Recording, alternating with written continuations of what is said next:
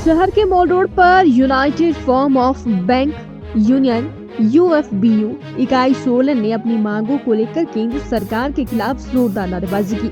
इस दौरान हर बैंक की यूनियन से जुड़े सदस्यों ने अपनी आवाज बुलंद की। यूनियन का ये प्रदर्शन अध्यक्ष राजेश की अगुवाई में हुआ, जिसमें बैंक कर्मचारियों के कल्याण और बेहतर ग्राहक सेवा के लिए कई अहम मुद्दे उठाए गए। यूनियन के सदस्यों ने बताया कि वे लंबे समय से बैंकों में 5 दिवसीय कार्य सप्ताह लागू करने की मांग कर रही है। इस संबंध में फाइल सरकार के पास भेजी जा चुकी है, लेकिन 1 साल से कोई निर्णय नहीं लिया गया।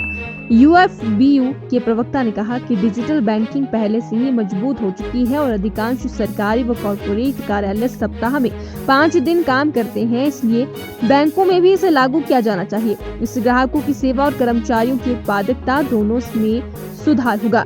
बैंक यूनियन ने सरकार की ओर से हो रही बैंकों के निजीकरण का भी विरोध किया। कर्मचारियों का कहना है कि सरकार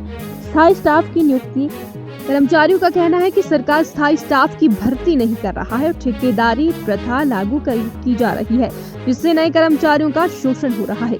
कर्मचारियों ने चेतावनी दी कि अगर सरकार उनकी मांगों को नहीं मानती है तो 21 फरवरी को जिला स्तर पर प्रदर्शन, 3 मार्च को दिल्ली में धरना और 24-25 मार्च को 2 दिवसीय राष्ट्रीय व्यापी हड़ताल की जाएगी। इसके बाद उग्र आंदोलन भी हो सकता है।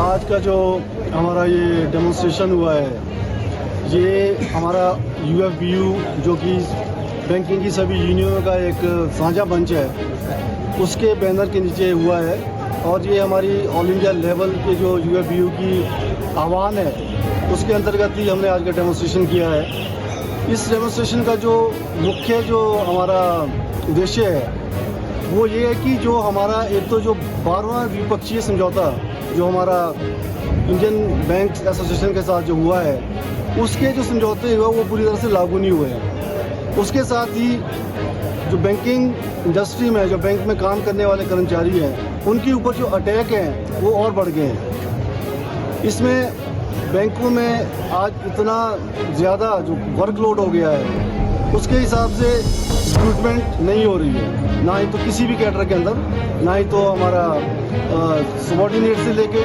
ऑफिसर तक कहीं पे भी हर आदमी उससे दबा हुआ है। और उससे भी बड़ा एक जो टेम्परेरी हमारा वर्कर है जो बैंकों में काम कर रहा है, जिसके पास कोई जॉब सिक्योरिटी नहीं है, जो किसी दूसरे दरवाजे से ठेकेदार के माध्यम से या किसी और माध्यम से बैंकों में है, जिन्हें पूरी ज़िंदगी कई तो ऐसे हैं जिन्हें बहुत 20-20 साल से जो बैंकों में काम कर रहे हैं, लेकिन उनके पास आज भी कोई जॉब सिक्योरिटी नहीं है। उन जो शोषित जो लोग हैं उनकी कोई परमानेंट पॉलिसी बने, उसको लेके भी हम आज जो है ये आंदोलन कर रहे हैं। और ये जो आंदोलन है ये आज इसकी एक कड़ी है। इसके बाद हमारे इसमें बहुत सारे प्रोग्राम रहेंगे आगे, और 24 और 25 तारीख जो मार्च में है, उस तक अगर सरकार ने या आईबीए ने हमारी मांगों को लेके कोई सकारात्मक रुख नहीं अपनाया तो हम पूरे हिंदुस्तान में हम हड़ताल करने जा रहे हैं। और इस हड़ताल का जो पूरी जिम्मेवारी है वो सरकार की होगी, आईबीए की होगी,